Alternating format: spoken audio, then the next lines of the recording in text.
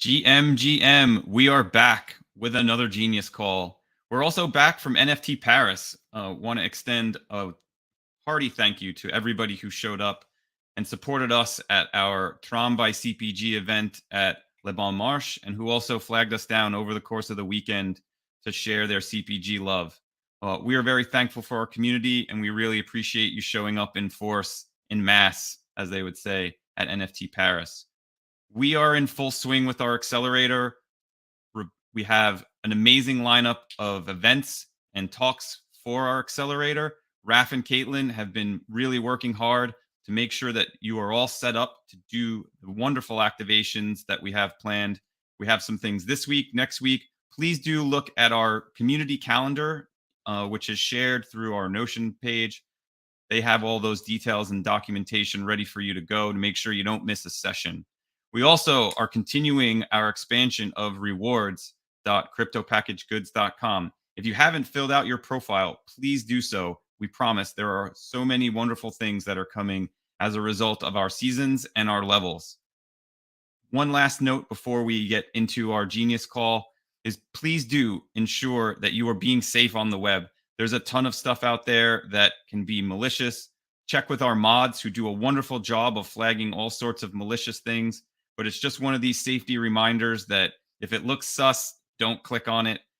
Reach out to our mods who generally have an early warning pulse on this. And we just want to make sure that you are being taken care of as a community. But we're having a great time here with our Genius Calls. Who we have is really special today. I have been excited to have a DAO talk for a long time, and we have a banger of a guest. So without further ado, I'm going to introduce Rebecca Lamis, who is the co-founder of UnicornDao. You may have heard of that one. She's also the head of partnerships at the mixed reality startup Playlayer, and she previously worked on Quantum, who we also had a special partnership and event in Santa Monica not too long ago. She's an active DAO organizer and advisor, which is why we would love to have her speak here. And she's been in Web3 since 2018 with a focus on making the industry and its opportunities more accessible. So, Rebecca, welcome to the Genius Call. It is great to have you. How's everything down in LA? Great. Nice to chat with you. Thank you so much for having me. Can't complain in LA. The cold front finally stopped. We had some snow and hail, which was nuts last week. So nice to get that California sunshine again. I'm excited to chat with you guys farther about DAOs. Indeed. When we first met many months ago and started exploring the idea of this Genius Call, I mean, it was a totally different time. And so I think this is actually the perfect timing to do this call. So you have a bunch of slides. I'm going to help tee them up and cue them up. And then as we go through it, when we get to the end, we'll have a whole bunch of questions that we've sourced from our community, which I think are fascinating and interesting. One of the things to note for our audience that is listening to this stream is we do have a POAP. Please tune in for it, just like we do every week. So please ensure that you are ready to play that mind-numbing game and claim your POAP from the secret word. So with that, Becca, please take it away. Thank you. Thank you. So yeah, today I will be talking about all things DAOs and really everything you might want to know about them. So just kind of before I jump in a little bit more about who I am specifically, as mentioned, I've been in this space since 2018. I do a lot of work as a consultant. I also am personally a grassroots organizer. And so that was how I got started in this space. Is a lot of kind of my nonprofit co-op work is very similar to what DAOs look like. So I'll definitely share a bit more about that when we jump in. From projects that I've worked on, most notably, I'm a co-founder of UnicornDao with Pussy Riot. UnicornDao, we have some more information later on that, but it is an organization that focuses on supporting women and LGBTQ plus members within the Web3 space by investing and collecting their work and their startups. In addition to that, I've worked at other organizations known as Quantum Art, City DAO, the first DAO in Tezos, which was called Staker DAO, one of the first DAOs at the Harmony Incubator DAO, and then UkraineDao, which maybe most notably raised $7 million for the Ukraine community when the war started last year. And before we kind of move off of this, a quote I have on the slide that I think really kind of represents my mindset in this space is, if it is inaccessible, it is neither radical or revolutionary. Now, the way that I kind of think about that is there are so many opportunities coming out of the Web3 ecosystem now, as we all know. It is very clear that this technology is going to change the entire landscape of almost every industry. But unfortunately, it has been extremely gatekept over, the last 10 years. And so my big priority in this space is, how can we break down those barriers to entry to really allow Web3 to be for everyone, as we say it. And so in this quote, if it is inaccessible, it is neither radical or revolutionary. No matter how revolutionary this technology is, if the majority of the world can't access it or utilize it, what's the point at the end of the day? So that's really kind of my mindset when I go into the Web3 space, is how to make it more equitable and really use real world scenarios of how we can utilize crypto farther in this ecosystem. So moving on from that, first I'm going to kind of do big picture. What is a DAO? There's a lot of words on this slide. On a lot of these slides, we have quite a bit of content in general. The reason being is I find that a lot of folks after these presentations want to look at the deck again. So I like to provide more information than not. I'll definitely go through it, so don't feel like you need to read it all quickly. So first and foremost, for those that might not be familiar, a DAO stands for a decentralized autonomous organization. At its core, what that means is it's utilizing smart contracts on the blockchain technology to essentially develop a digital organization. And at its core, DAOs do what we call operate autonomously, autonomously, which means essentially there is no central place of control within the organization. So you can think about the corporate world today as a very much top-down structure, right? You have your general employees, you have your execs, you have your CEO. Whatever the CEO traditionally says goes, and then that kind of feeds down the different levels within the organization. What's really beautiful about DAOs is it kind of takes away that concept of a top-down structure and really works as a collective. So the goal of a DAO is to not only be operated autonomously, but to be operated by the collective, the community of the DAO. How it's organized as a collective depends from DAO to DAO. That's really at its core. Now, because we're using blockchain technology, DAOs traditionally organize governance via tokens. So whether that's NFTs or a crypto token themselves, a currency, that's traditionally how we see DAOs organizing their governance. And I'll get into it a little farther on the different models of DAOs and the different kind of tokenomics behind them. But kind of big picture, DAOs are run by a collective. It is run autonomously, and there is a token that allows the governance to decide kind of what happens. And so, the reason people find that they like DAOs beyond the traditional, collective decision making is because everything of this organization happens on chain. We see, I would say, much more, what's the word I would use? I would say, transparency is the right word. You see a lot more transparency, trust, and as I said, kind of community-driven decision making, rather than the traditional, CEO deciding kind of behind closed doors what happens. Anything that happens within the organization is now out there, and the collective can see where the funds are going, where the votes are going, etc. So that's a lot of information. No worries if none of that clicked or only some of it. I'm really going to go into each of these topics slide by slide. But I first just kind of wanted to start with the big picture of what a DAO is. So the next slide that I want to jump into is specifically the philosophy behind DAOs. So what is decentralized governance? Decentralized governance is truly the core philosophy that is driving DAOs and their models.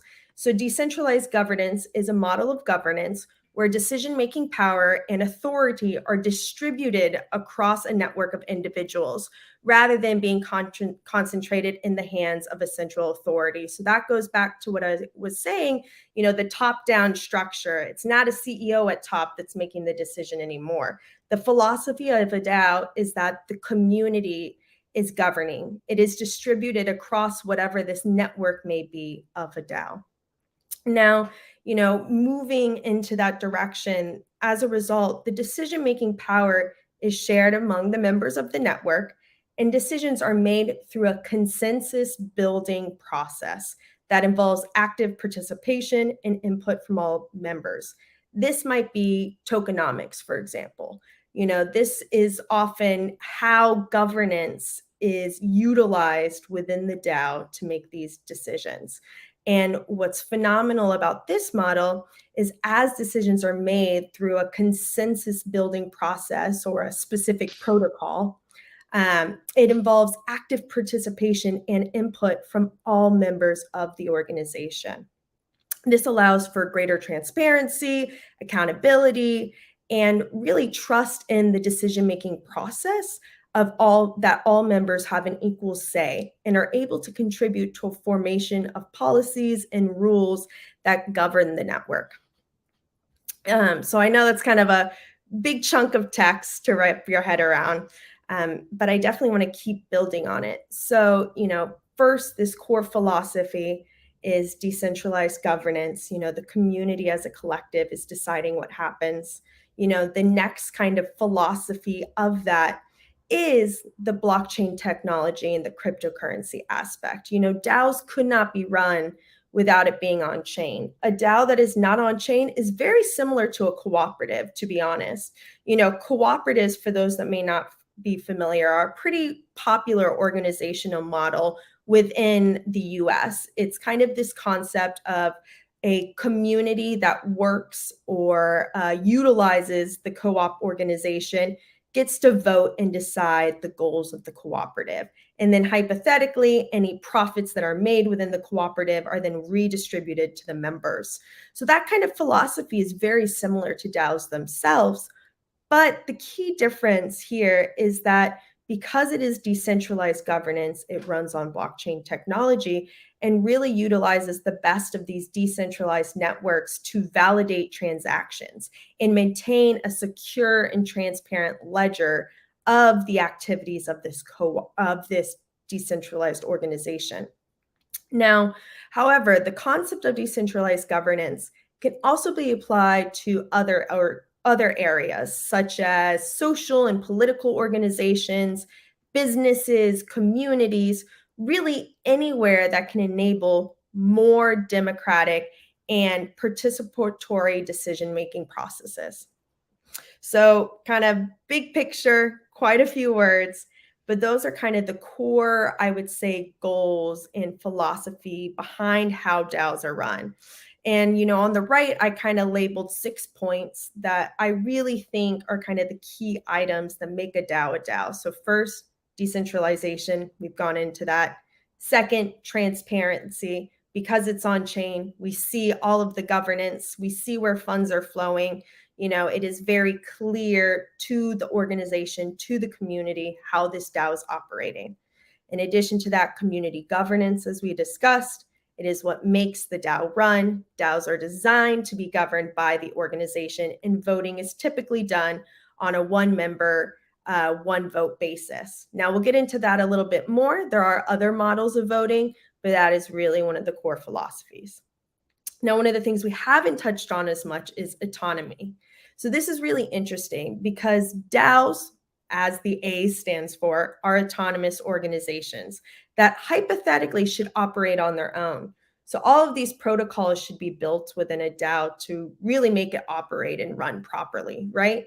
Well, what's really unique right now is because we are at the very beginning stages of DAOs, truly, there are a lot of protocols and developmental aspects of DAOs that haven't necessarily been implemented yet. So as a result, in the ideal dream world, DAOs are fully autonomous, right? We code it in a way that AI meets the autonomous vessel of blockchain to allow us as a community to vote on XYZ happening, and then the protocols make it happen, right? The funds get sent to XYZ, which trigger the creation of this next protocol, et cetera. Now, we are in such baby phases that we don't see that level of autonomous aspects of the DAO organizations happening quite yet, but we will definitely see the autonomy continue to grow as DAOs scale. Now, the next aspect that I put up here is the cryptocurrency token aspect. This should be pretty clear by now that the core vessel that allows DAOs traditionally to vote from a governance perspective has something to do with the tokens, whether that's an NFT collection or a currency or some other form of token. Next up here, I put down the larger just kind of purpose of DAOs. It can really vary from organization to organization. So what you see as well as a very kind of core philosophy of DAOs is just experimentation at large. You know, we are in such a new industry. A whole new generation of organizations are really going to launch soon.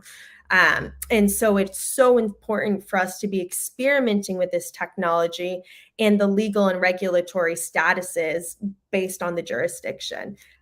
So that is kind of, I would say, the core principles, philosophies behind DAOs. And I'll definitely dive in to a bit more of how these philosophies of DAOs in practice look and some kind of use cases, real world scenarios. But before I jump into that, I want to touch on the next slide, which is the history of DAOs. So what's really unique is not a lot of folks know kind of how DAOs started, or for those of us that are new in the space, who really came with the NFT boom, you may not be familiar with one of the most notable hacks in Ethereum history, blockchain history, which was called the DAO hack of 2016. So before I get into that, let me kind of lead you up to how we got there. So, you know, blockchain, cryptocurrency, it really started to scale back in 2013 with the creation of Bitcoin, the creation of the Ethereum mainnet, et cetera. And, you know, pretty quickly, the concept of a DAO was created. It really first started to get socialized back in 2013. From 2013 to 2016, because this, you know, whole community network was very new, we saw a lot of papers come out, a lot of kind of theoretical, very lengthy scholarly papers of, you know, how DAOs could be implemented to create a more equitable society that allows the collective to decide where the organization goes, what the organization does with its profits, rather than the traditional corporate centralized top-down structure. And then came along one of the first use cases, and it was called the DAO. The DAO was launched on the Ethereum blockchain back in 2016, and it raised over $150 million from thousands of investors. The goal of the DAO was to essentially act as an Ethereum incubator of sorts. And they raised a big chunk of capital. They then distributed tokens to anyone that put in capital to the DAO. And then you could use these tokens to kind of vote on what projects you wanted to fund, to invest for this DAO incubator of sorts to then help launch. So it became a really wonderful way at the beginning of Ethereum to crowdsource thousands of projects to Ethereum, because now there was this gigantic pot of funds, honestly, that was being allocated to up-and-coming Ethereum-based startups. This was very new for its time. This was a huge deal. And it worked great. It worked great for a couple months. It was really the first proof of concept of DAOs. It made it was a huge press push, I would say, globally. Because really it was one of the first like real world use cases of how you can utilize the best of this technology to now redistribute funds in a more equitable manner and really help invest in the future of Ethereum. Unfortunately, though, as all that were part of this ecosystem know, in 2016 is a couple months into the launch of the DAO, it had a hack, and it was really, really tragic for the ecosystem. It lost over 50 million. I think it was closer to 60 million as a result of this hack that was taken right out of the DAO, as they called it. And so when this occurred, this notorious hack now, the DAO hack of 2016 is really how people refer to it. It scared everyone, right? This was one of the first DAOs that we could see. We saw it as, a really applicable use case of how to channel funds, etc. And then it got hacked. And realistically, the biggest concerns of DAOs at the time, which are still very prevalent today, was the security around DAOs. And I'll definitely chat a bit more about some of the biggest pros and cons of DAOs at large, especially in today. But for the history of DAOs, for you guys to understand, the DAO was one of the first DAOs, right? That's why it was called the DAO. And so for thousands of people to be interacting with this DAO, to then be hacked, it was clear to the community that DAOs were not in a place to be secure. Now, whether or not that was true is really interesting, because this DAO is still one of the largest DAOs to operate to date. We have seen very few other DAOs properly launch and onboard that much capital and that many people yet. And part of the reason why is because it was too risky to have that many people and that much funds in a secured network. Could we do it today? Probably. But at the time, the tech was just not quite there to have this run securely. And after the DAO was hacked, it led to a big market crash. It was part of the reason that we went into another bear coming into the 2017 era. Yeah. One quick question for clarification. Yeah. Because I can't recall in listening to Vitalik, was this a software bug that was exploited, or was it a governance protocol that was exploited? So I need to triple check, but I'm pretty sure it was a governance protocol that was exploited, which was part of the reason in concern to the use case of DAOs as a whole and the scalability of them. And, we'll get into SEC regulation as well. But a lot of the SEC regulation that has come up now, it really started in 2017, was a direct result of the DAO.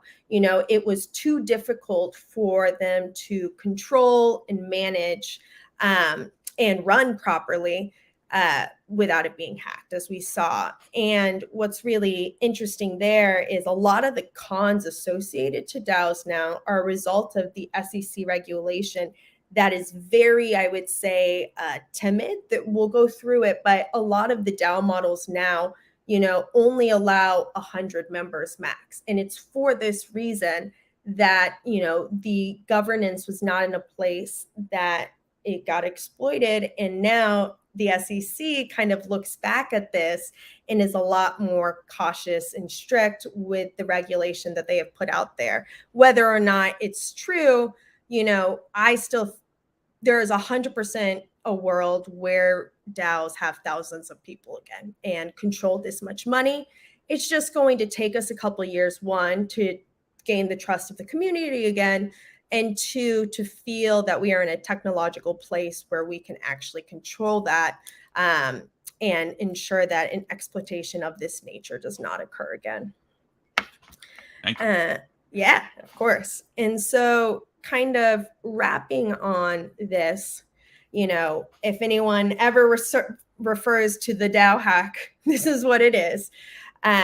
And so, as a result, we didn't really see DAOs get launched again until 2019. People kind of just pushed it out. We were like, all right, DAOs don't work. They're not secure.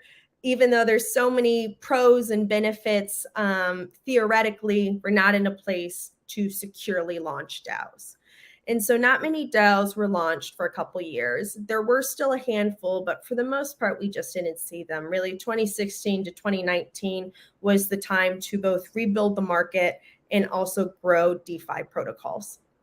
Now, Mhm. that the legislation in Wyoming that you have listed there was a helpful catalyst for it? And in your mind, what was the significance of that piece of legislation? Yeah, 100%. So as I kind of mentioned, the next step into the growth of DAOs was this DAO legislation that was passed in Wyoming. And to kind of give some context, the community behind this DAO legislation were some of the kind of OG Ethereum guys. A lot of them worked at Consensus, a lot of them were at the very beginning. They knew what DAOs could do. They understood kind of the long-term potential and opportunities of DAOs, even after the DAO hack, right? And so a lot of them came together. And one of the people that I always love to shout out, if you're looking to kind of learn more about DAOs, one of the OG DAO kings, his name's Aaron Wright. He is the founder of an organization called Tribute Labs. I actually have them as an example later. But most notably, it's basically a protocol and a team that helps launch DAOs. And they've done Flamingo DAO, which a lot of you may be familiar with. They launched UnicornDao, which is one of the organizations I co-founded, etc. I'll get into that in a bit. But Aaron's a lawyer, a professor, and him and a core group of teams started working with Wyoming City Council to now pass this legislation that allows us to legally incorporate DAOs within the US. Because it was very clear to them, and I completely agree, for DAOs to be able to grow, it has to be legal. It realistically has to be legally done by the books for us to be able to move in any direction forward. And so with Wyoming, we really saw a very, very basic, like version 0 of DAO legislation. And what it essentially allowed was the kind of DAO incorporation of equivalent of an LLC. So DAOs, it is this kind of concept, decentralized governance, et cetera. But the model itself that is used for a DAO, it varies from DAO to DAO, right? Every corporation has a different model from the top-down structure that they are implementing to successfully, launch whatever their product or business may be. So DAOs are the same way. So this legislative piece allowed DAOs to incorporate legally under the state of Wyoming and have 100-person DAO members. The reason why they capped it at 100 members is from a kind of security perspective. And, we'll get into SEC as well in a bit and their specific kind of policies, what they allow, what they don't allow. But the very basic version, the first legislative piece was, okay, you can start a DAO with 100 members. It is called a DAO LLC. And you have to follow XYZ. We'll get into those pieces in a bit. But now in 2018, you can legally do it. And that was a huge, huge opportunity for the larger DAO community to start to get DAOs moving again. And so Aaron Wright, who was one of the, key lawyers and a part of this project, he then launched what was called Tribute Labs, which was this kind of not quite an incubator, but organization to launch these 100-member DAOs. And so it was really kind of the first step in the right direction for DAOs. And why Wyoming, you might ask? So Wyoming is actually, before Delaware, it was known to be the state that passed the most progressive policy from a corporation standpoint. So it was the first state to allow unions to exist back in the 1800s. So they were kind of, when they got pitched by this community to pass DAO legislation, they saw it as an opportunity to bring more income naturally to their state and really set them apart from other states as leading this forefront of this whole new ecosystem. And then quickly following Wyoming, Delaware did pass a very similar piece of legislation. And since then, we have started to see other states start to pass different aspects of DAO legislation in addition to general blockchain and Web3 legislation. And so I'll definitely kind of get into more on the different legal classifications of DAOs in a bit and the way you can incorporate and what that allows you to do and not do. But this is kind of big picture history of the DAOs. So moving on to the next slide. We've gone through a lot of this, so I won't spend too much time. But here are kind of the key DAO benefits, I would say, that you see in our ecosystem today. So first and foremost, operates through smart contracts on chain. We don't really see any other organizational structures utilizing this tech quite the way a DAO does. DAOs are decentralized, as we've discussed. They are not controlled by a single entity, but rather a network of stakeholders. And that's really kind of the most, in my opinion, powerful component of DAOs, is we've never had the tool sets to collectively organize and run a operation fully on chain, fully using the best of what tech offers today. In addition to that, as we said, is as smart contracts, as blockchain continues to grow and scale, we are going to be able to automate all decision making, which is a huge, huge, huge perk from a long-term perspective. It saves a lot of time, a lot of money, a lot of people, a lot of resources. And this is why a lot of people believe most organizations in the future will be DAOs. If the people at top are willing to allow there to be collective decision making of some nature, it just streamlines the product and the organization at a much quicker rate. In addition to that, DAOs offer greater transparency, accountability. As we discussed, participation in governance is just way, way superior compared to traditional organizations. And then finally, DAOs can really be used in any industry. No one DAO fits all. And especially in these beginning stages, we're going to see lots of different forms of DAOs and organizational models of DAOs. But like I said, at its core, it is this thought process of collective decision making utilizing blockchain. And that can almost be applied to any industry. It's just a question of, do we have the resources to make it happen today versus 5 years from now versus 10 years from now? And then finally, DAOs have the potential to fundamentally change how all organizations operate, how decisions are made, they offer greater efficiency, and it offers superior security and trust when operated at its kind of core thesis and its core potential. Like I said, from the security perspective, it's a lot rockier today than it will be 5 years from now, obviously, but it's a lot better today than it was 5 years ago. So I really like to think of DAOs as the next kind of book of the American corporate system. And we are really in chapter 0. We are in the very, very, very beginning stages. So I definitely, encourage folks who are thinking about launching DAOs. I'm all for it. It's just about making sure you feel there are resources in place to help you launch that DAO right now. And we'll get more into that in a bit.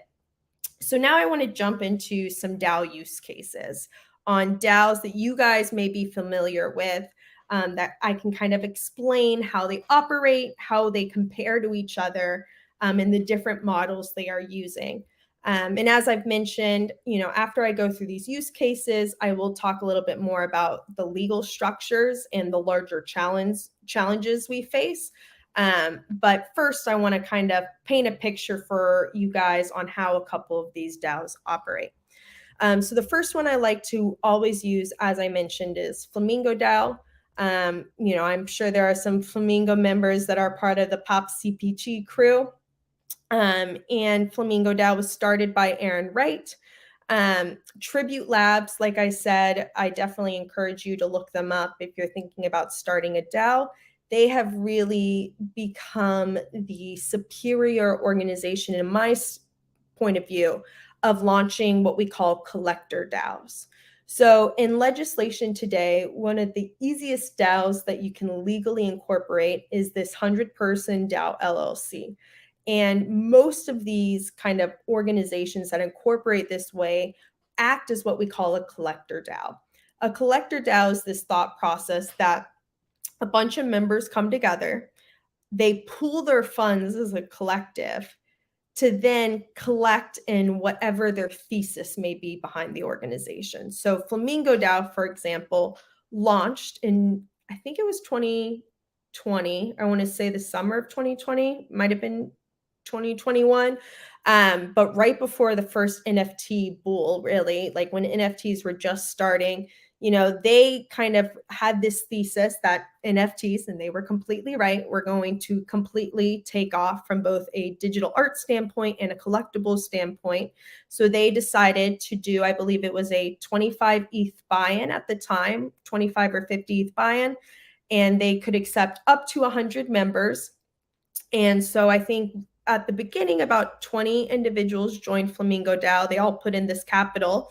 And then they had a governance protocol that essentially allowed the community to put up proposals on, I think we should put 200 ETH into CryptoPunks. Let's buy the 10 punks that are at the floor.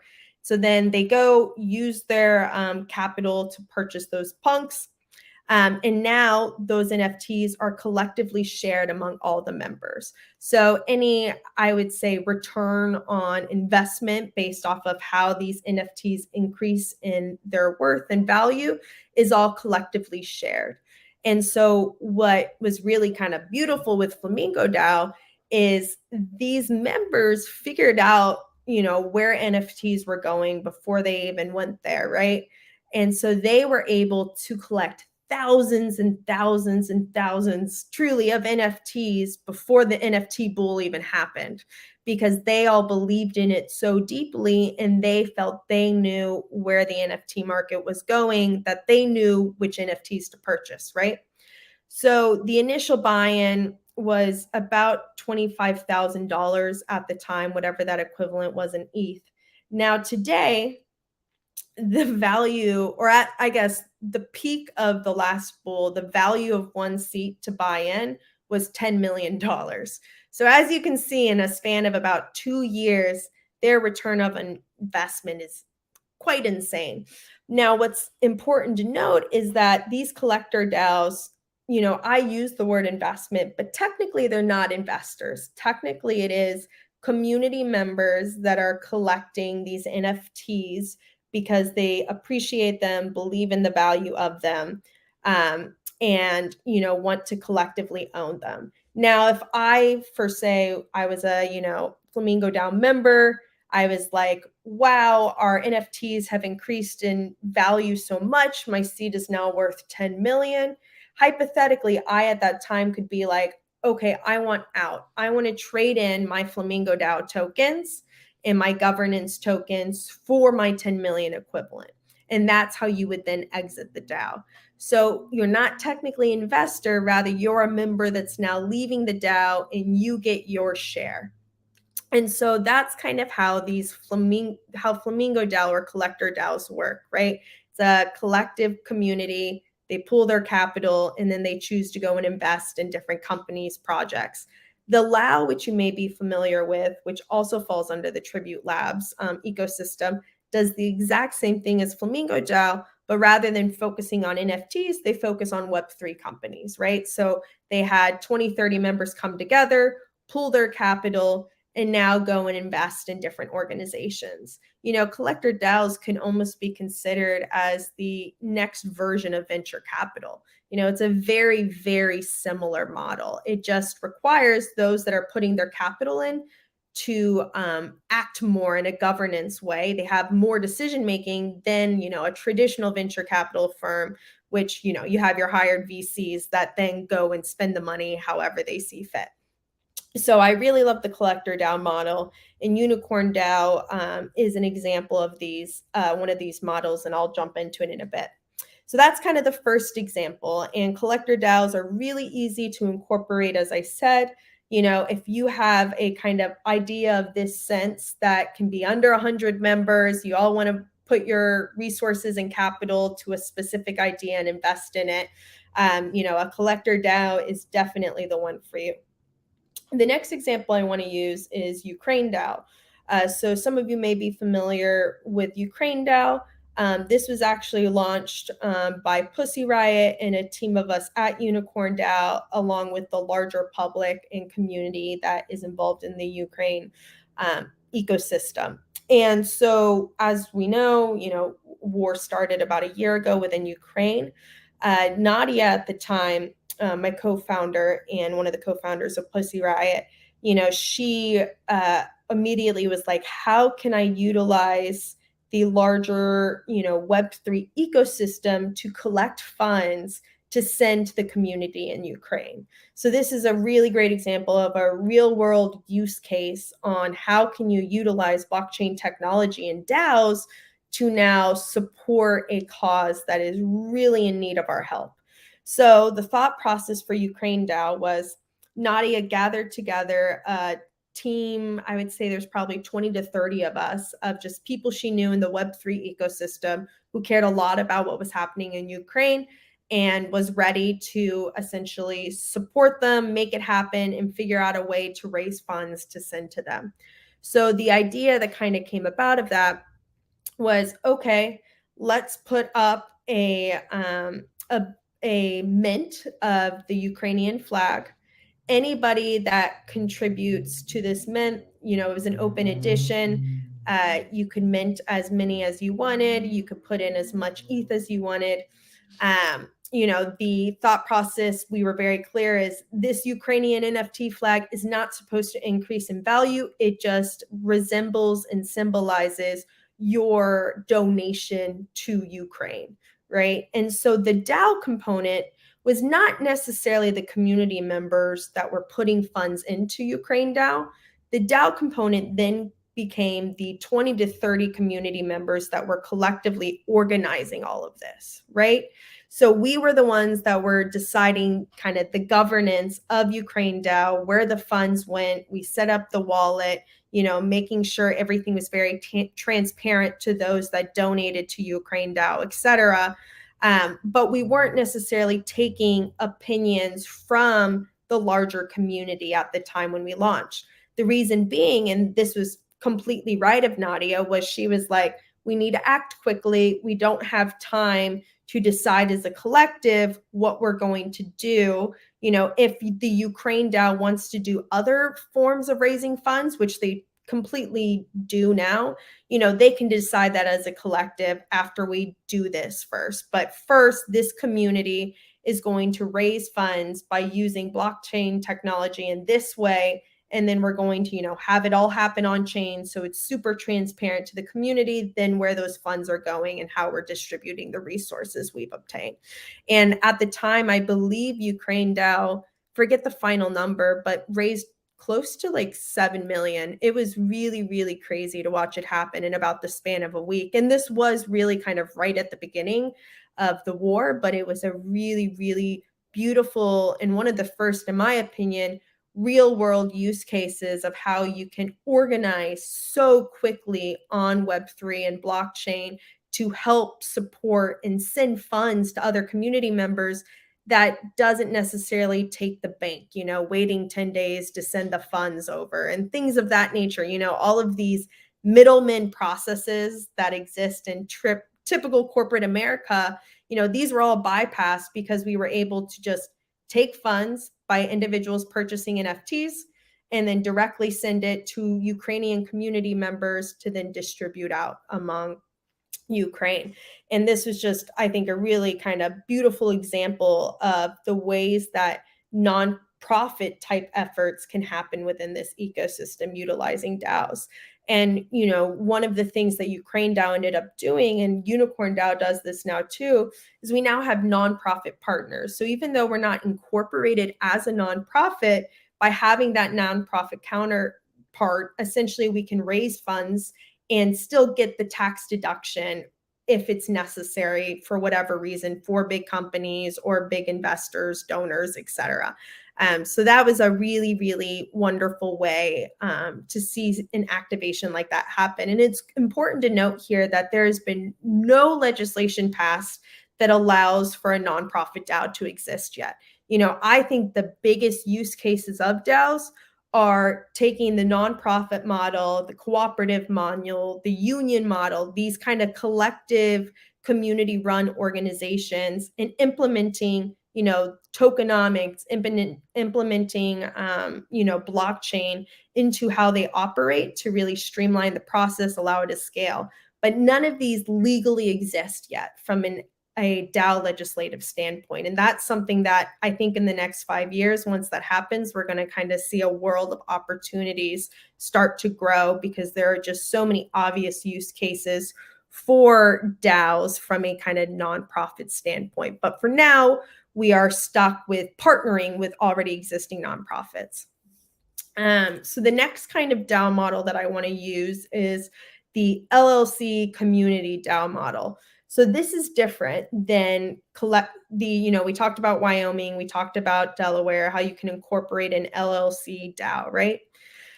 A really common model that we're seeing from community DAOs, like Friends with Benefits, right? They have more than 100 members. They have a bunch of community members that are doing various things as a collective, whether it's, social engagements, whether it's investments, whether it's help launching projects, etc. There are obviously organizations that do not necessarily fit this 100-person LLC collector model. So what we're seeing these DAOs start to do is to incorporate as just a traditional LLC, and then have the kind of top function of the LLC be a DAO. Now, here are the biggest cons of this is nowhere from a legislative standpoint or an incorporation standpoint does it say that the organization must decide things as a collective, right? So it's not written into the incorporation paperwork. It's not written into, the traditional kind of structure and model of DAOs. You have to incorporate it just like any other LLC.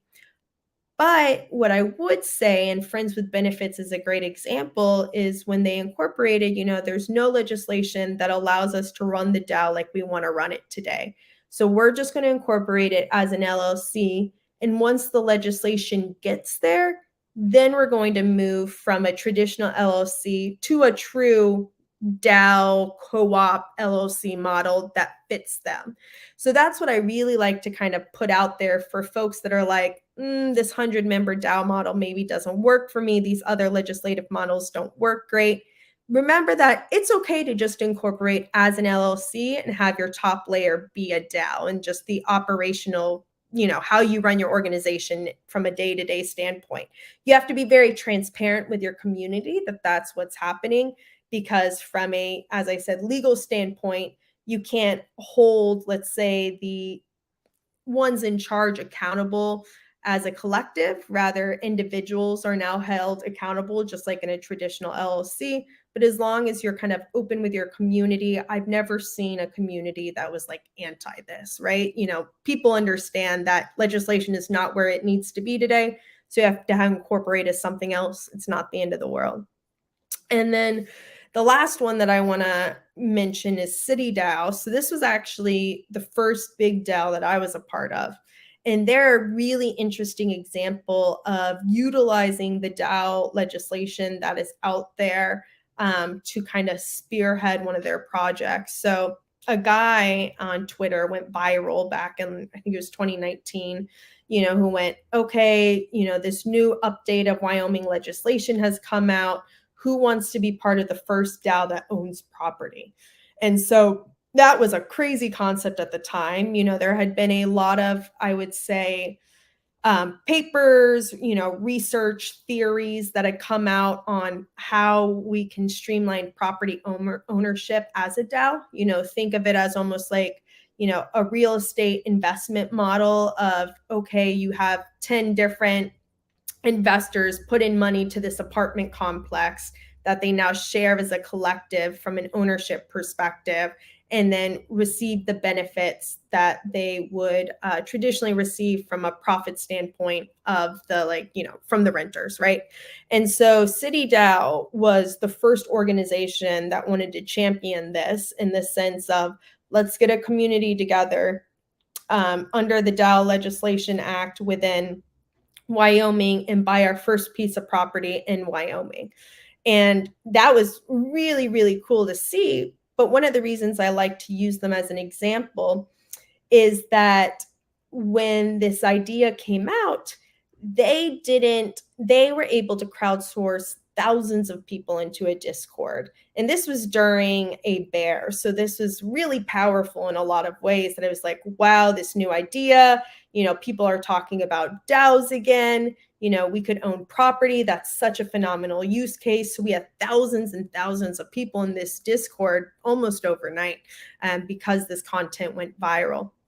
But what was a shame is because the individual who started this conversation didn't have a background in DAOs. And once again, DAOs were so new at the time, there weren't that many actual use cases.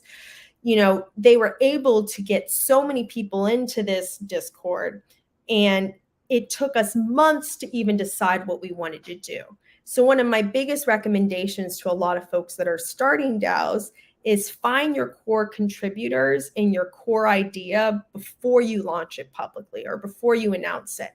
And, you don't have to, but what we see time and time again for DAOs that launch without, let's say, more of a core idea at the beginning, what happened with city DAOs, what ends up happening. You have thousands of people sharing their opinions on what to do. You have tens, dozens, hundreds of polls on, within Discord on should we do this versus this, that it really, really slows down the potential of the DAO because there wasn't a core place to start. And so City DAO, even after months of trying to figure out what they wanted to do, once they decided the idea they wanted to do, they learned they couldn't do it because it wasn't legally allowed based off of the legislation within Wyoming. So it actually took them a year from the day the DAO launched to actually buy their first piece of property. And so, it took time. It took a lot of legal support to get something of this nature to happen, but it is possible. And big ideas like this are certainly possible. You just have to be very careful with how you use the legislation today to actually allow it to run properly. So yeah, City DAO is a very, very fun one. And so then this last use case I want to share is a bit on UnicornDao. For those that aren't familiar, and this will be the next slide, UnicornDao is the organization that I co-founded with Pussy Riot. We started it about a year ago. And I won't go too much into it just because we did talk about Flamingo DAO, but it was a very similar mindset that, back in 2021 into 2021, there was a stat that came out that only 5% of all NFTs purchased were created by women, which is insane. Back in 2021, after a huge bull with NFTs, only 5% were developed by women.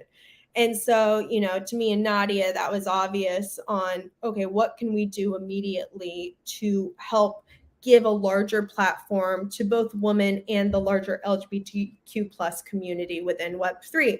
And so we were like, okay, let's do kind of two things at the same time.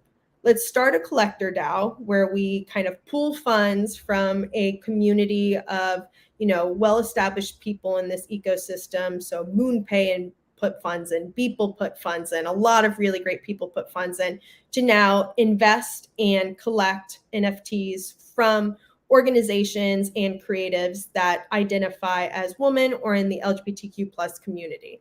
And that was really great. We raised about 5 million for that specific goal. Then simultaneously, what we did as well is because there's this almost nonprofit component to a lot of what we want to do, kind of community organizing component, we simultaneously as a DAO for one-off projects partner with different nonprofits to then raise community funds that go directly to whatever our kind of nonprofit counterpart is.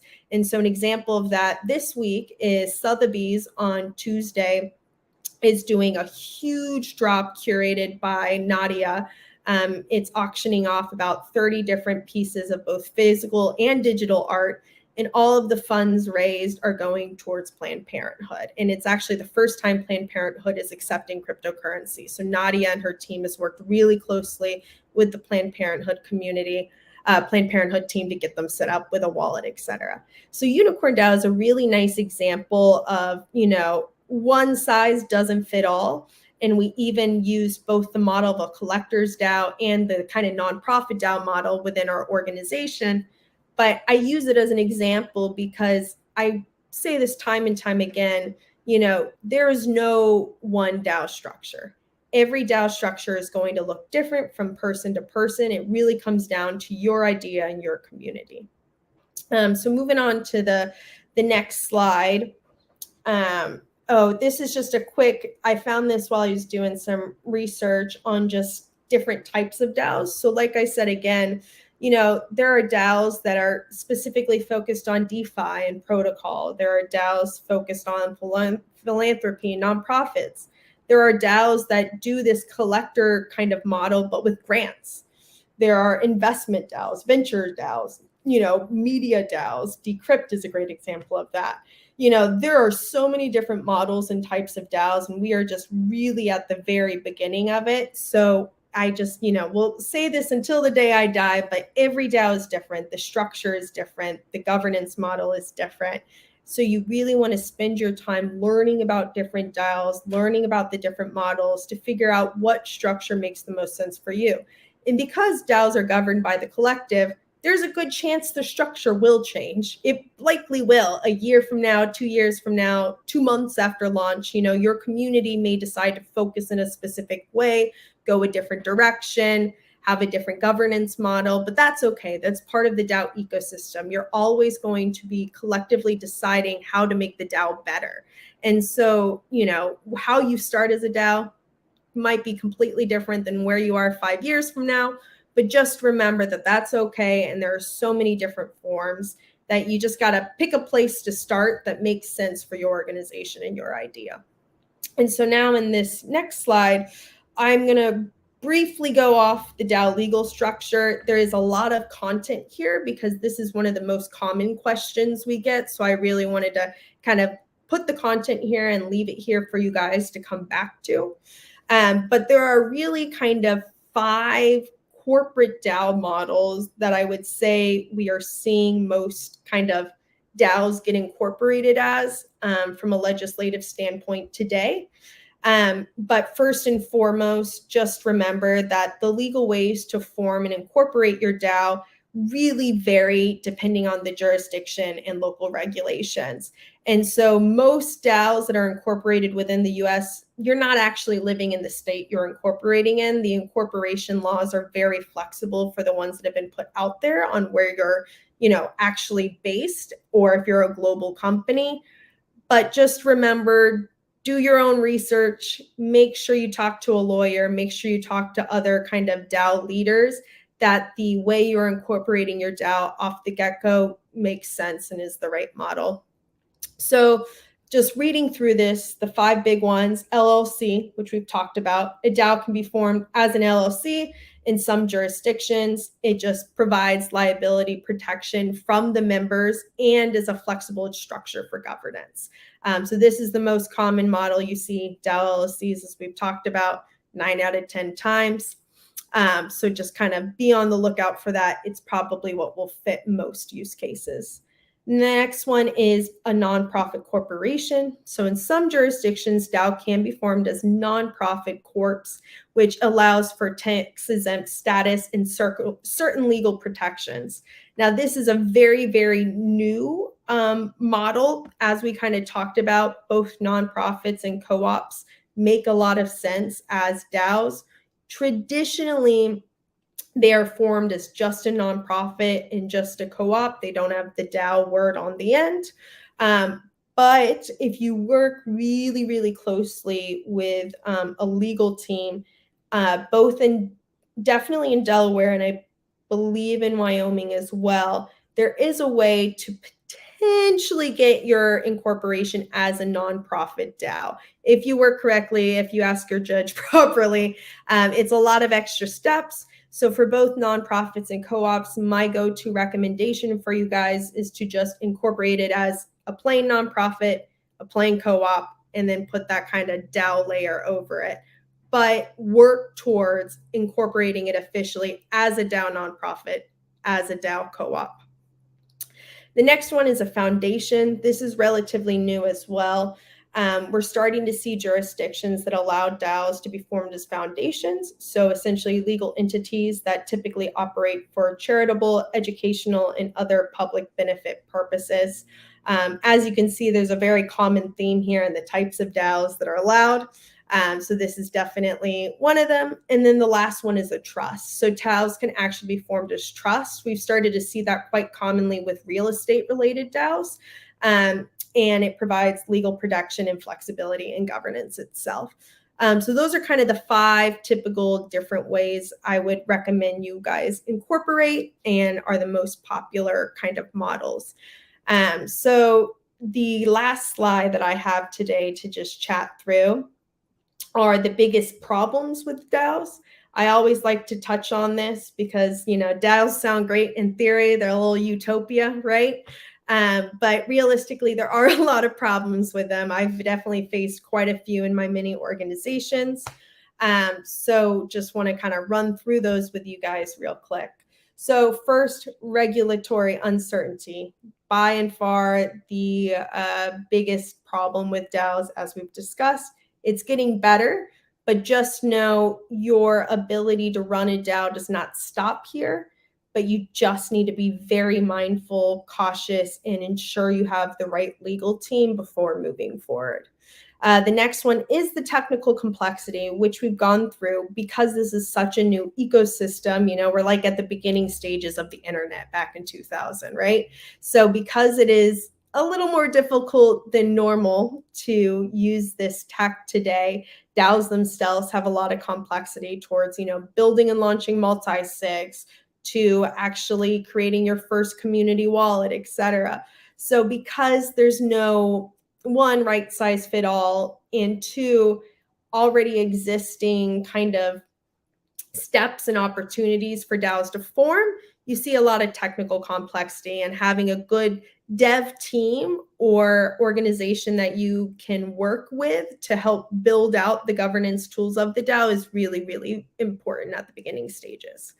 Next, scalability. The end goal of DAOs is to scale globally. There has all the opportunities to, because everything can happen remotely. That's one of the biggest perks.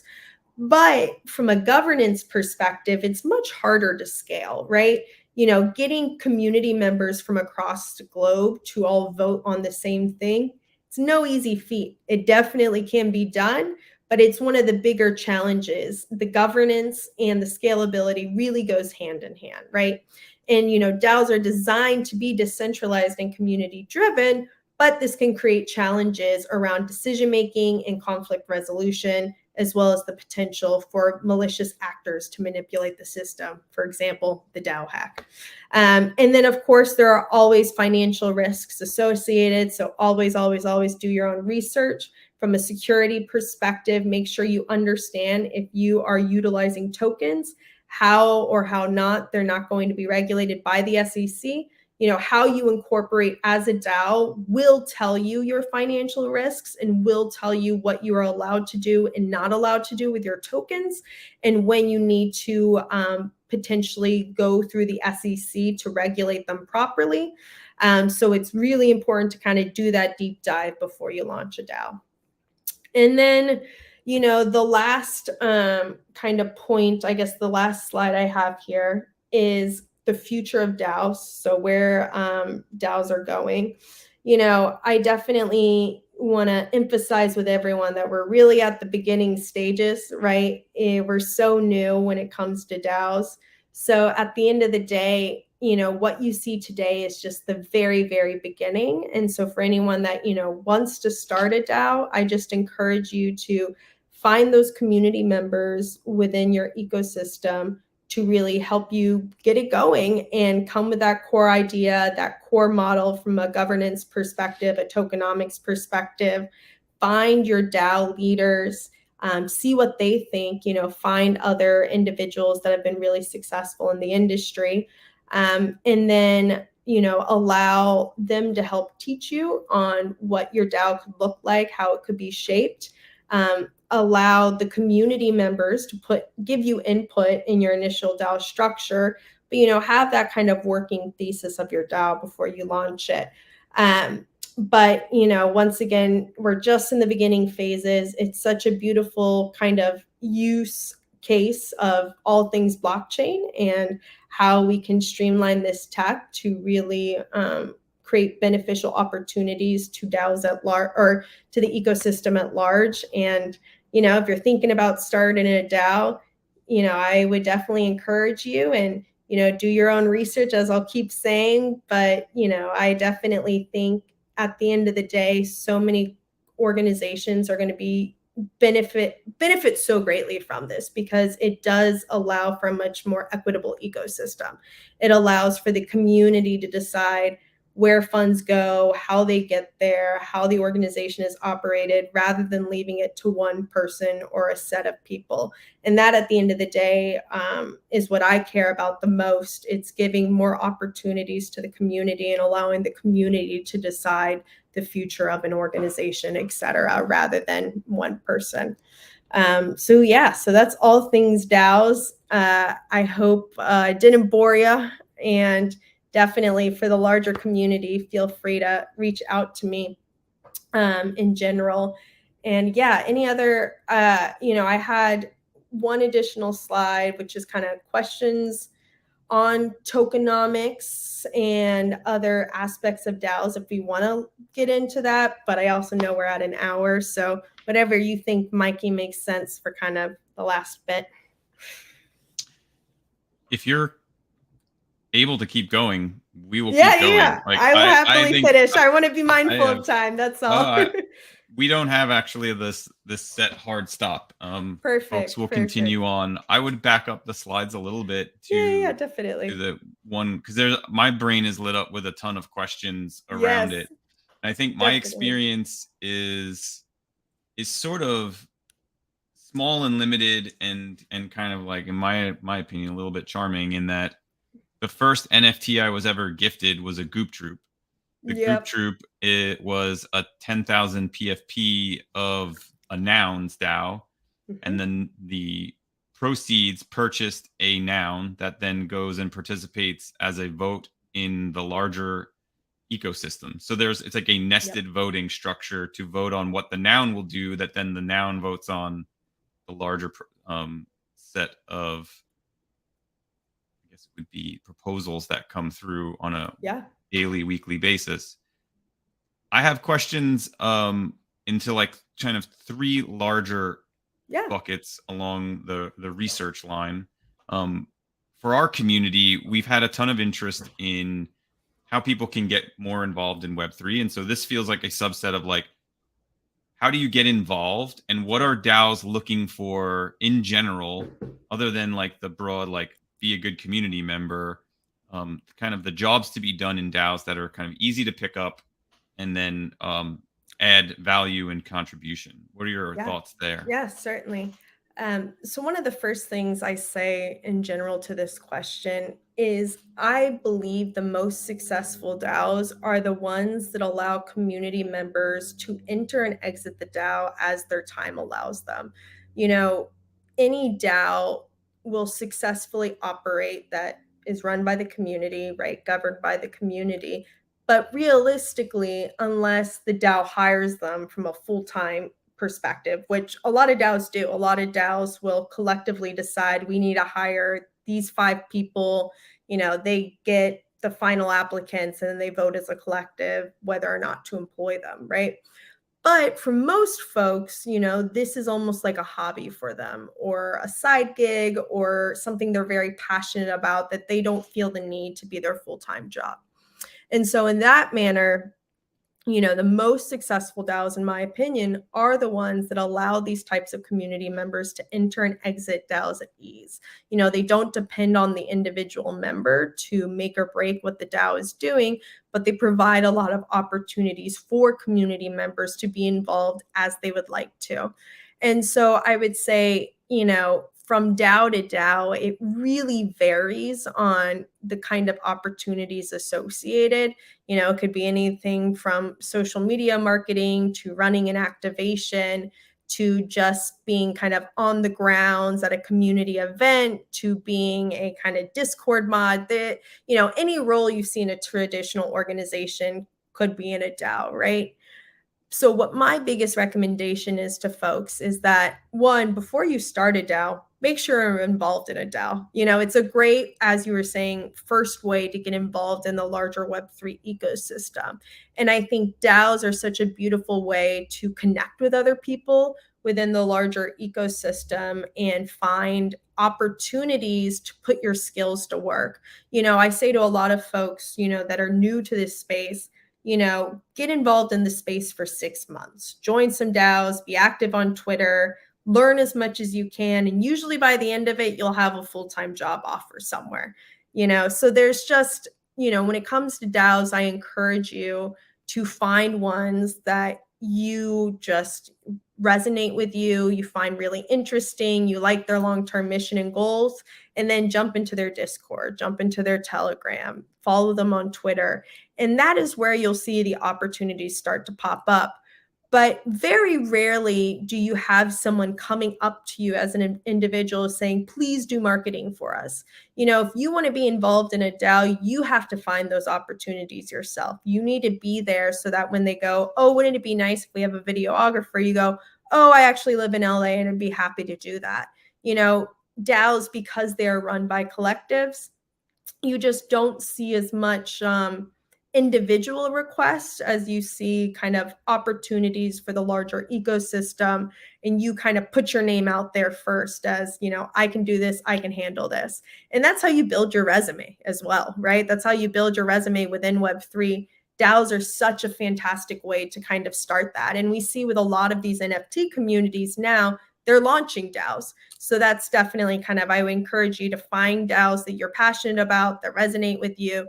Just get involved in those conversations. And I have no doubt you'll find ways that you as an individual can be involved. 100%. I think a way that I've thought about it and have participated myself is no one is going to ask directly, but if you see something and you can set aside the time and put it forward and be open to the feedback that maybe it's not ideally what is necessary, but the community can help steer it. There's a ton of value in being able to put something into the world that you get a lot of great, smart folks looking at and then can refine it and iterate it further. There's a lot of examples, I think, of that. Completely Switching agree. gears slightly, we have a question of like, is there a situation in which a startup should definitely not form a DAO? And I guess like the overall question is like, when to DAO versus when not to DAO? And do you have an opinion on that currently? Is it your default is like, yeah, have one? Or is it, I mean, with the caveat of do your own research? Or is it like, no, you really have to go through a framework to decide?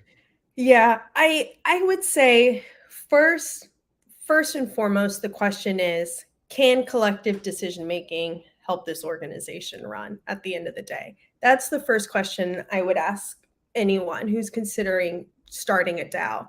And the reason I start with that as well is, that's the core thought process behind decentralized governance. It's a community making decisions and then programming them in a way that they happen autonomously. And so for a lot of folks, in my opinion, you can launch that model with almost any organization, right? Some people wouldn't agree, but from, my mindset, the collective is almost always superior to the individual from a decision-making power. But you as a kind of startup founder, if you don't feel that's what's going to farther your organization and your idea and your startup, right off the gate, I'm going to say probably DAOs are not the right model for you. But if you are comfortable with this idea of a community deciding where the organization goes and how it's going to run as a collective, then I think that's correct. That's the first step. Then, kind of as you're saying, the next thing I would encourage anyone to do that is wanting to start a DAO is, yes, do your research, but 2, start to practically think about, what does this model look like and can I legally do it today based off of regulations? So when I say do your own research, it's really not only doing your own research on DAOs at large, but it's your specific model and idea. How do you make this happen practically? What is the incorporation model that makes sense for your DAO to run properly? And like I said before, you do not have to incorporate as a DAO. You can incorporate as a different type of entity, but still have like DAO be the top layer for now if you can't incorporate it properly. But that would be kind of the next step is, make sure you as an individual feel comfortable enough with how DAOs work that you feel you can launch a DAO in itself, and that you understand the model you're starting with as a DAO. It'll probably change, as we've talked about, from a governance perspective, but having that core model in place for your community to utilize right off the get-go is going to be really, really important for the success of the DAO. So those are kind of the key things that I personally recommend for anyone to think about or keep in mind before launching a DAO, because nothing makes me sadder than like a DAO that is a fantastic idea getting launched but not having any direction or having the right community or resources, and then just failing, or for City DAO, for example, taking a year to get anywhere, because those are going to be your biggest roadblocks. So make sure you spend that time and energy just like you would before you pitch to investors, right? On what this organization looks like, how you're going to make it happen, who the key people are at the beginning, and what that governance protocol in your mind realistically looks like from day one. What comes to mind for how you mentioned experimentation is a really important piece of it. And just from my own observations of watching lots of DAOs kind of form organically, the concept of a sub DAO and/or kind of you have a group of folks that are focused on a specific area and sort of nested under a larger function seems to be a really earnest way to work out a lot of kinks, minimize your own risk, actively move some things forward.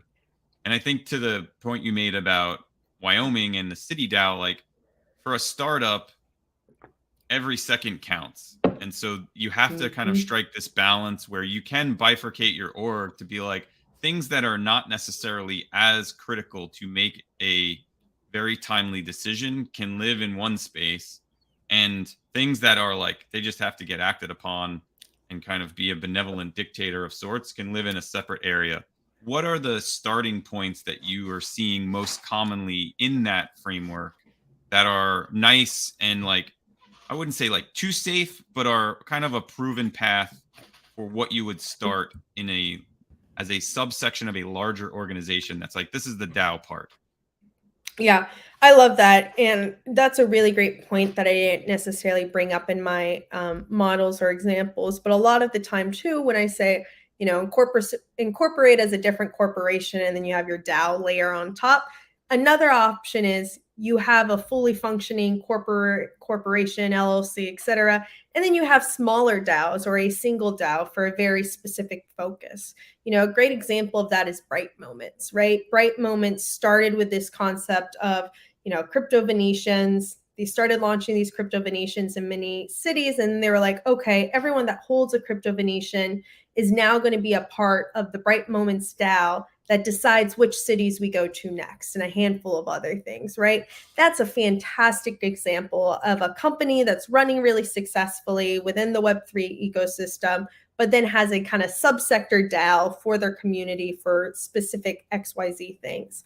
I think kind of the model of sub DAOs is such a fantastic way, as you say, and use case to be able to try it out with less risk, right? You still have the company operating as you see fit. There are even organizations and really well-established Web3 companies today that are doing just this. They're starting to launch their community DAO, et cetera, or other things. And so I think from like a sub DAO perspective, the biggest thing is, figuring out, what you want your community to decide versus the company, right? What is in the power of the company's hands versus the community's hands?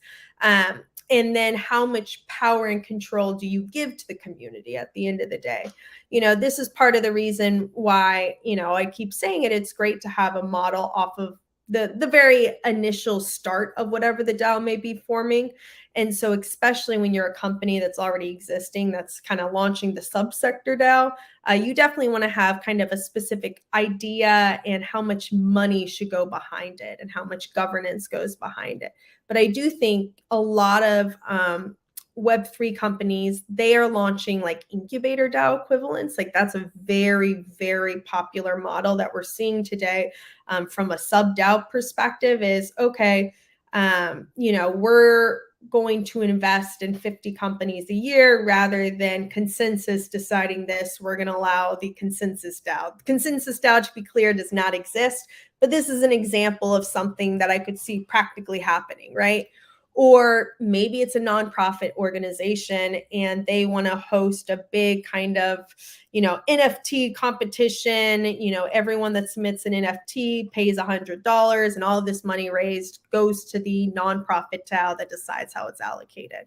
Usually for these subsector DAO communities, it's a figuring out a DAO model that is in vein with the larger organization. It is a similar kind of mindset, goals, mission, but it's putting a chunk of capital and allowing the community to decide how to allocate it rather than the top-down structure as we've discussed. But what's really beautiful about that and often works really well is then you have the typical corporation to maybe handle the operations and the logistics and the dev requirements towards anything that might be voted and decided upon within the DAO. So I definitely I would say for a lot of corporations, it's a really smart model if you're trying to figure out how to dip your toe in, and maybe you have an idea, maybe this idea could be the company in 5-10 years from now, but you want to test it out first, work out the kinks before you scale it in any regard. And I think definitely the sub DAO model is a great way to do that. Switching gears like slightly. Mm-hmm. It feels like you talked about the DAO hack of 2016, Mm-hmm. and I believe that was kind of like an unintended consequence that came home to roost. And we've had a lot of time since then to kind of explore and experiment. Are there, in your estimation, kind of common pitfalls that arise very easily? And then in terms of like a detailed plan, how do you steer people to arrive at avoiding those unintended consequences, and also like how you develop and communicate what is effectively a game out in time with a fixed amount of resources? Like what have you seen most commonly since then? Yeah, that's great. I would say number one biggest pitfall beyond launching too early, kind of as we've talked about, like that's a big pitfall. It's just not having kind of your ducks in an order. But, let's say you have your ducks in an order, right? I would say the most common pitfall we see day one is not having enough people vote from a governance perspective. That is a very, very common problem we'll see is that, you'll have 10, 100, 1,000 members, whatever it may be, but only 10% of them are voting at the end of the day. And so if that's what's occurring, one, it really makes you look at your DAO and go, why is it such a small voting rate? And two, sometimes it can prevent governance from passing because some people will put into their governance policies and protocols that they need 25% of all token holding members to vote. So this is like, in my opinion, kind of day one problem. If you're able to get past legislation concerns and the governance itself, this is something that we see happen a lot. And that's why, one of the favorite kind of solutions that I've seen start to pop up is delegating votes. I think this is a fantastic idea and it makes sense on chain, right? So you have 100 members, only 10% of them are voting. What you can then do, and actually UnicornDao is a great example of this. So we, for example, have a lot of really big names that put funding into UnicornDao and became UnicornDao members. As a result, they don't really care about the day to day. You know, they are not going to be, Beeple is not going to be voting every day on our Discord on which NFTs to buy. He's got other things going on, right? And so as a result, you know, for the last 6 months, I would say, especially with the bear, we're seeing maybe at best a 30% voting rate. So it's pretty small. Sometimes it's a small 5 to 10%. So something that we're working as a collective now to do is delegating votes. And I love this model, right? You basically find other vote holding members or voting members, and you're like, I trust you, Mikey. I'm going to send you all 10 votes of mine because I know we're aligned. You do not actually own them. You know, the tech should be built in a way that you can send the tokens. So you're truly delegating them. You're not giving them to you. But then what you see happening is the community is still happening because the person they want to vote is still like voting in the same manner.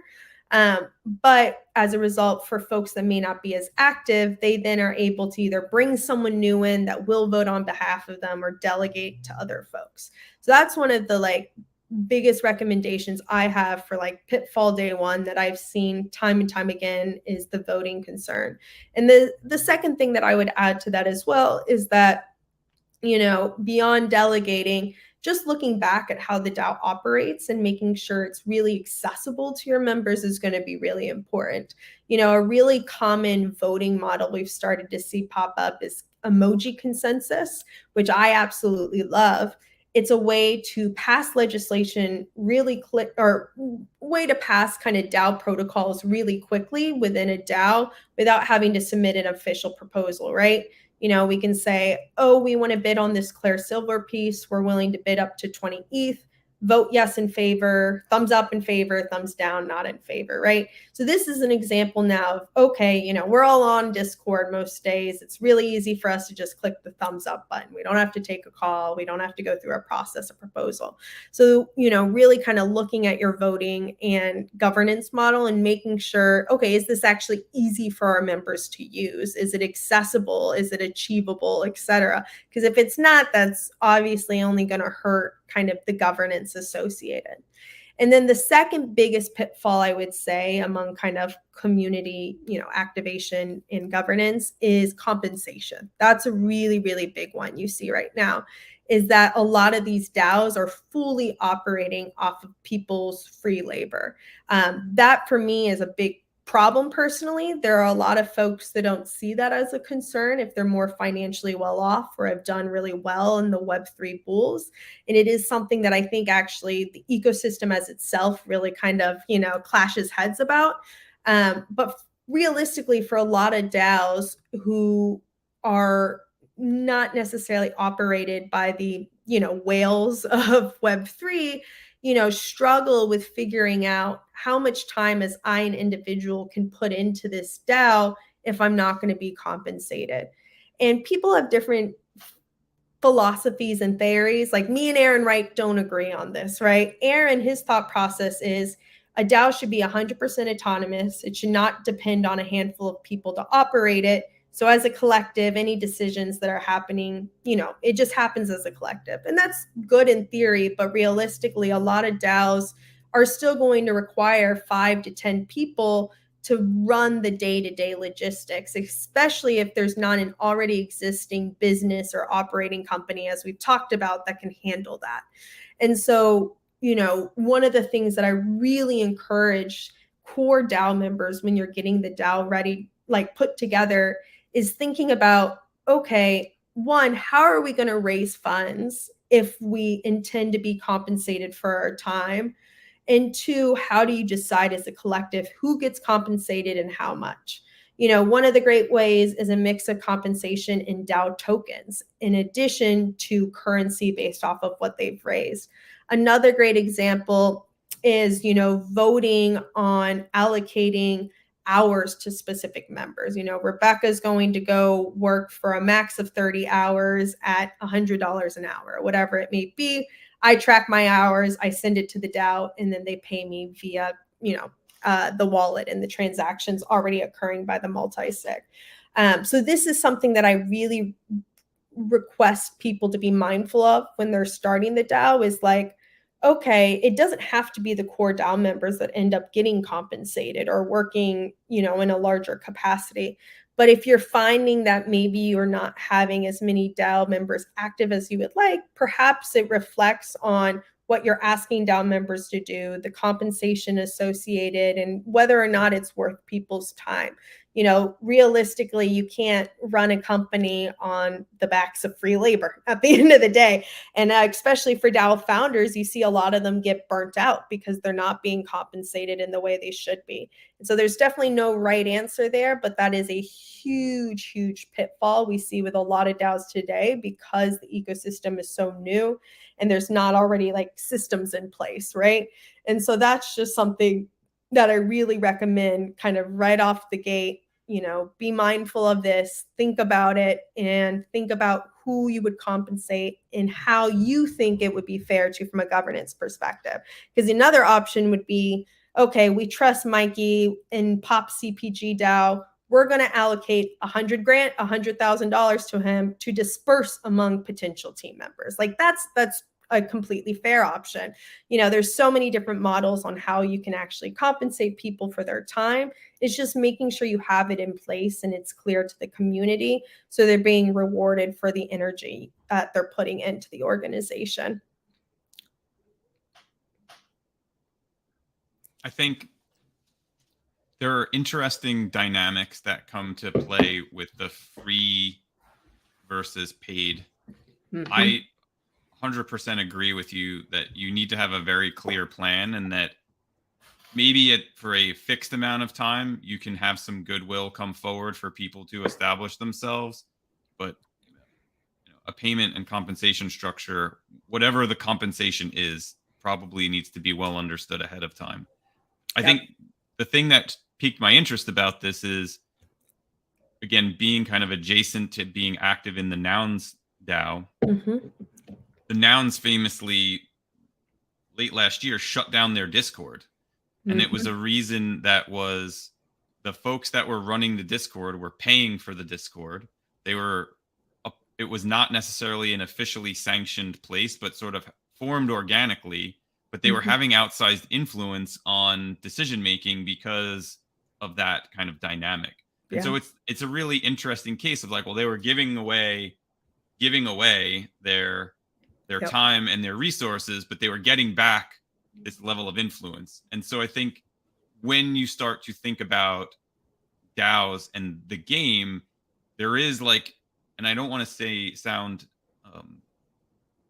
negative in this sense, because I think power dynamics are things that exist, but there has to be some consideration of who holds power and how is that power executed. And I think to your point of the UnicornDao and being very much leaning into equitable outcomes, I think it's really fascinating to understand and think about that and put pen to paper on it of like, hey, this is the structure that we want, and this is where we want things to flow. And that's what I think the DAO, like you had said, the beautiful way of like the dream of what happens with DAOs really comes to be practical and for people to get involved in a very lightweight sense. I love emoji DAO voting. I think people could probably come in and hit the like button. We'll get him in more. He's going to hear this now and go, I got to go get active in the UnicornDao Discord. And make sure we tag the social. Be like, did you know? Doesn't even have the time to hit the thumbs up or thumbs down. No, that's not what we'll do.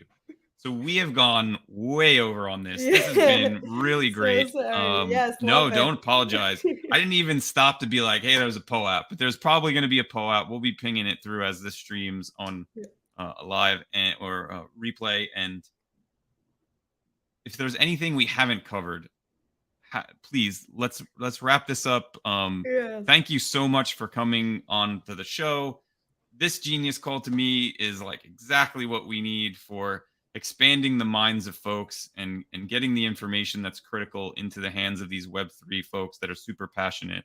So with that, the floor is yours. Thank you. Yeah, no really final words, DAOs. I think I definitely dove right into quite a few important aspects of it. I would just say you guys can definitely follow me on social media at Rebecca Lamis. It's just my name. I am very, very open to talking to people about DAOs at large. I do consult, and the way I consult is based on what you can afford. And so if you are just interested in chatting a little bit, seeing kind of what kind of opportunities there are, who you should connect with, who you should look at, feel free to reach out to me, free of charge. I always want to share the resources and opportunities that I know of with the larger community about DAOs. Because, there's just so much information out there. It's hard to kind of get through in these beginning stages. So yeah, definitely don't hesitate to reach out to me if you want to chat through an idea, and if you want to consult in a larger manner, I'm always around. But yeah, and definitely, and then UnicornDao is UnicornDao _XXX. So definitely feel free to follow along with a lot of what we're working on there. But yeah, super grateful for this time. It's DAOs all the way down, baby. That's what I say. So definitely loved sharing a bit more about my time in this ecosystem. And I really appreciate you having me on, Mikey. Oh, thank you so much. Thank you to Chad and Janet, who, as always, make things run super amazing behind the scenes. We'll have the show notes and we'll have your slides available.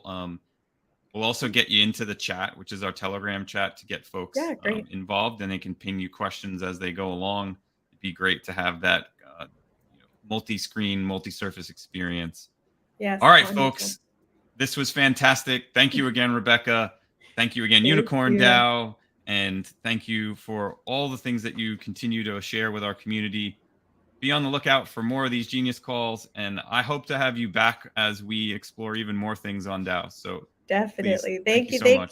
We'll chat soon. Have a good one. Thanks.